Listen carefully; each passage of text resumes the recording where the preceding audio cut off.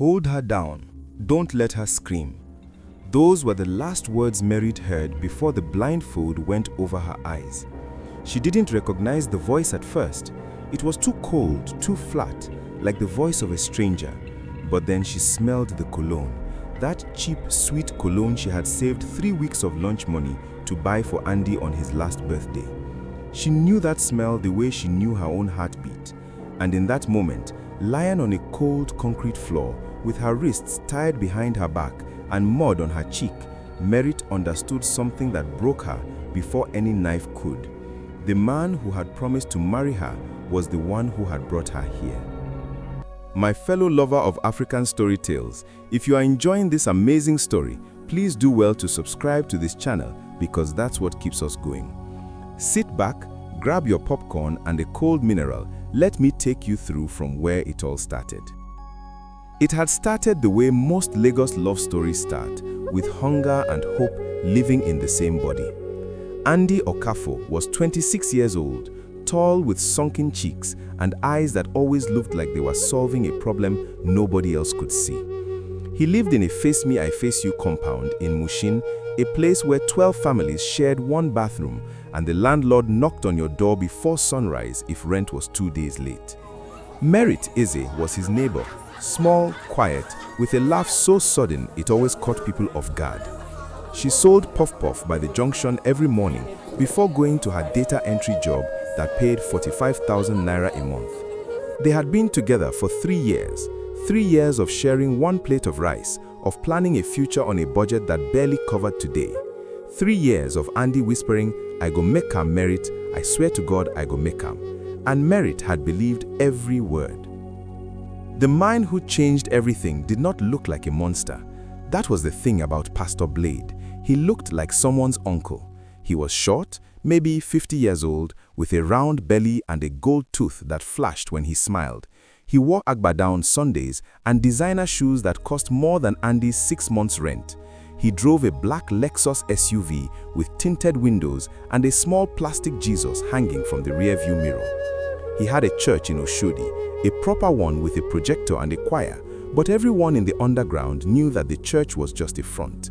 Pastor Blade's real business happened at night in a compound behind the mechanic village in Ijora, where no one asked questions and everyone kept their eyes on the ground. Andy had heard about Pastor Blade the way you hear about a rumor that turns out to be true, slowly, through people you almost trust. It started with Emeka, his old secondary school classmate, who had been selling sachet water 2 years ago and was now driving a Camry and sending his younger sister to university. Andy had pulled him aside at a friend's burial and asked him straight up, Emeka, wetin you do? Emeka had just looked at him with flat eyes and said, "If you're ready to hear him, find me." 3 weeks later, when Andy's landlord threw his mattress in the compound in front of everyone, when Merritt had cried quietly in the bathroom thinking he couldn't hear her, when shame sat in his chest like a stone, Andy called Emeka, and Emeka took him to Pastor Blade. Pastor Blade did not waste time with pleasantries. He sat behind a wide wooden desk in a room lit by a single yellow bulb, and he looked at Andy the way a butcher looks at a cow, not with hate, but with calculation. There was a fat brown envelope on the desk, and beside it, a glass of palm wine that nobody had touched. "You want money," Pastor Blade said. It was not a question. Andy said yes. Pastor Blade nodded slowly. "Good. Everybody wants money. The question is, waiting you bring to the table." He reached under the desk and pulled out a small notebook. He opened it. He asked Andy questions: how old he was, where he was from, how many siblings, whether his parents were alive. Standard questions. But then he asked the last one, and he asked it so casually that Andy almost didn't hear the weight of it. You get somebody will love you well, somebody will trust you past themselves. Andy had said yes before he had fully understood the question. Pastor Blade had smiled, that gold-toothed smile, and written something in the notebook. He closed it, leaned forward, and explained the arrangement in a voice as calm as a man reading a grocery list. It was a ritual, old, powerful, proven.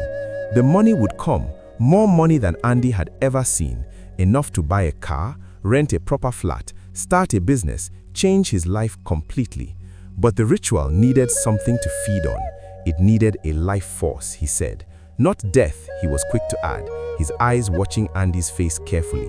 Not death, just a taking, a piece of the person's future, their health, slowly, their luck, forever. The person had to come willingly, brought by someone they trusted completely, someone they would follow anywhere without question. Andy had sat in that chair for a long time without speaking. Then he had thought about the mattress in the compound. He had thought about Merritt crying in the bathroom. He had told himself he was doing it for both of them. Merritt had no idea. That was the cruelest part. In the weeks that followed Andy's meeting with Pastor Blade, Andy was the best version of himself he had ever been. He brought her chin-chin from the bakery near his work. He held her hand when they walked to the bus stop. He listened when she talked about her mother's health and her savings and her small dreams. He looked at her the way he used to look at her in the beginning, before poverty had dried something inside him. Merritt had noticed the change and had felt relief pour through her like cold water on a hot day. She had told her friend Carol, "I think say Andy don't find Woko, he don't be happy again." She did not know she was being softened. She did not know that every kind word, every returned smile, every quiet evening they spent together was Andy building a bridge he planned to lure her across. The thing about Merritt was that she was not a foolish girl. She had grown up in a hard home, a father who drank and a mother who worked 2 jobs and still came up short. She knew suffering. She could read people. She had once caught her former boss stealing from the petty cash and had reported him without flinching. But love is a different kind of blindness. It doesn't take away your eyes, it just makes you look at everything through a filter of hope. When Andy suggested they take a trip together, just the 2 of them, a small getaway to clear their heads, Merritt had laughed and said she couldn't afford it. Andy had said he would handle everything. He showed her a little cash and said a friend had helped him with a small contract. Merritt had asked no other questions. She packed a small bag. She told Carol she'd be back by Sunday. She held Andy's hand in the taxi and leaned her head on his shoulder and thought, finally, things are getting better. They did not go anywhere that looked like a getaway. The taxi moved through parts of Lagos that Merritt didn't recognize. Narrow roads, rust-colored rooftops, the smell of generator fumes and open gutters. She had started to feel uneasy around the 40-minute mark when the houses got smaller and the street lights disappeared. She had squeezed Andy's hand and asked, where would they go? Andy had smiled and said they were almost there, that his friend had a place they could rest for the night before the real trip tomorrow. Something in Merritt's stomach turned, but she had pushed it down. She had pushed it down because it was Andy, because she knew Andy, because 3 years of a person's face looking at yours teaches you to trust without thinking. The compound they pulled into had a high zinc fence and a gate that someone opened from inside before the taxi even stopped. That was the first real alarm, that someone was expecting them, that the gate was already moving. Merritt had looked at Andy's face in the dark of the car and seen something she had never seen there before. Not excitement, not nervousness, but a blankness, a closed-down look, like a shop with the shutters pulled. She had said his name, Andy. He had not answered. The taxi driver collected his money from the front. He did not look back at them and drove away. 2 men stepped out of the compound, tall, quiet. One of them gestured for Merritt to come inside, and Merritt, still not fully believing what her body was already screaming at her, had taken 1 step forward. That was all it took. The room they put her in smelled like old blood and burnt herbs. She couldn't see anything. The blindfold was thick and tied tight, but she could feel the floor, cold and rough, and she could hear voices moving around her like water around a stone. Someone was chanting in a low voice, a language Merritt couldn't place, the kind of sound that crawls under your skin and settles in your bones. She had been crying since they tied her hands, quietly at first, then harder, calling Andy's name over and over until her throat hurt. But Andy did not come. The only person who spoke to her directly was Pastor Blade, who crouched beside her at some point and said in a gentle voice that made her blood run cold, "Nothing will happen to you physically, my daughter. We just need small thing. Cooperate, and it will be over before morning." Merit did not cooperate. Despite being tired, despite being terrified, she fought, she kicked, she rolled, she screamed until someone pressed a cloth against her face that smelled like chemicals, and then the world went soft and slow. In that haze, somewhere between consciousness and darkness, she heard Andy's voice, not speaking to her, but speaking to Pastor Blade, confirming something, agreeing to something. The voice was calm, businesslike, like a man completing a transaction. That was when the grief hit her harder than any fear. Not the grief of someone who might die, but the grief of someone who realizes the person they loved most chose this for them, chose it deliberately. That kind of pain doesn't live in the body. It goes straight into the part of you that makes you believe the world is survivable. Andy stood in the corner of the outer room while the ritual was being prepared, and he told himself he was fine. He repeated the things he had been telling himself for weeks, that she would live, that she wouldn't even know what had been taken from her, that the money would change both their lives, that once he was wealthy, he would make it up to her somehow. He had even imagined proposing to her properly, with a ring in a restaurant with tablecloths. He had built an entire future in his mind on top of what he was about to do to her. But then he heard her scream, her real scream, not television scream, but Merit's actual voice breaking apart in that room. And something inside Andy cracked open like old clay. He had known Merit since she was 22. He had watched her cry at her father's funeral and still managed to bring jollof rice to her house the next day because she hadn't eaten. He had once walked 4 kilometers in the rain because she called him and said she was scared to walk home alone. He knew the sound of her voice when she was trying to be brave and failing.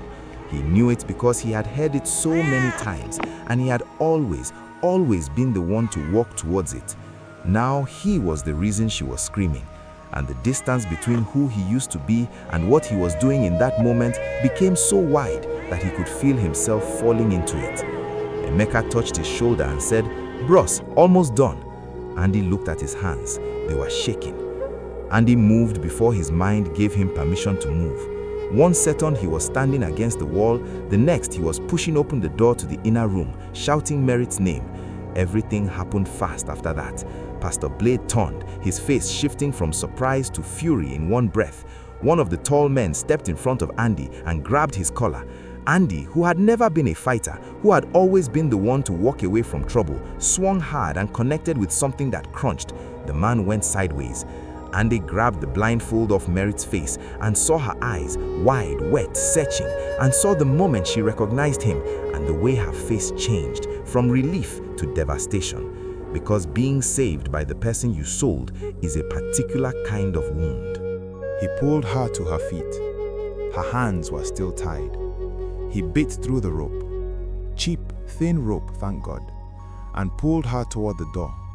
Pastor Blade was screaming now, calling for the other men, his gold tooth flashing in the yellow light. Merit was running without shoes, her feet hitting the mud of the compound.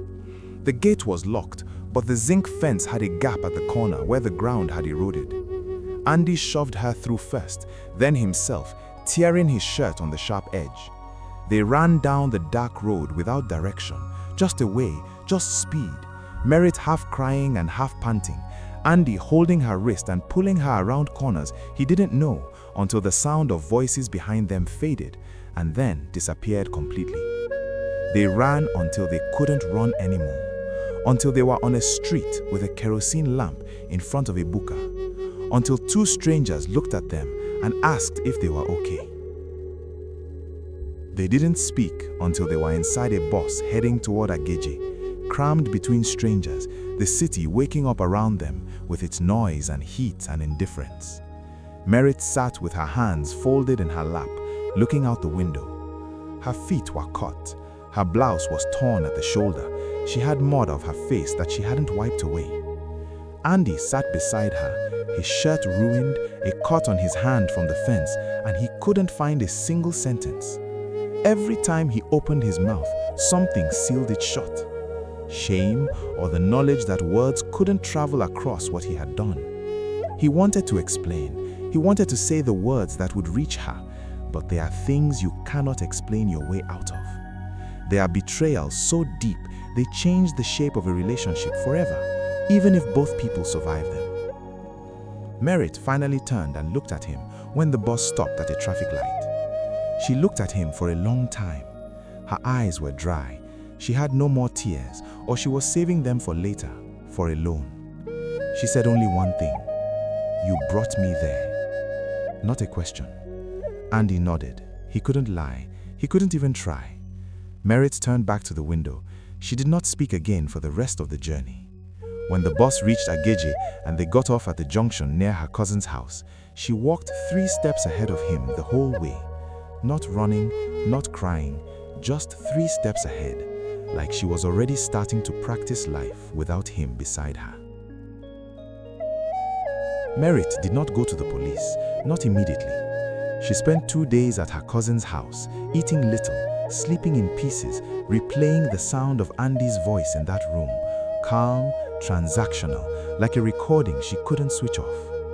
On the 3rd day, Ngozi sat beside her on the bed and held her hand and said nothing, just held it, and something in Merit loosened enough to cry properly, the deep, ugly kind of crying that comes from the chest and not just the eyes. She cried for a long time. When she was done, she washed her face, asked Ngozi for her phone, and called the police. She gave them Pastor Blade's compound address. She described the men, the rope, the smell, the rope. She was steady and clear when she spoke, the way she had been when she reported her boss for stealing. She had survived harder things than being believed. Andy turned himself in 2 days later. He walked into the station on his own, which the officers noted, although it did not change much for him legally. He was charged as an accomplice. Pastor Blade and 2 of his men were arrested within a week. 3 others fled but were eventually found. The church in Oshodi was sealed. There were 6 other names in Pastor Blade's notebook, 6 other people who had brought someone they loved to that compound. Some of those victims were never found. Merit returns to her job after 3 weeks. She moved to a different compound, far from Mushin. She still sold puff-puff in the mornings, still saved money, still laughed that sudden, surprising laugh. But she checked the door twice before sleeping now. And she had learned the hardest lesson that Lagos, that life sometimes teaches you. That the most dangerous place in the world is inside the trust of someone who has stopped loving themselves. Because when a person has nothing left to lose, they will sometimes decide that you are the price of their salvation.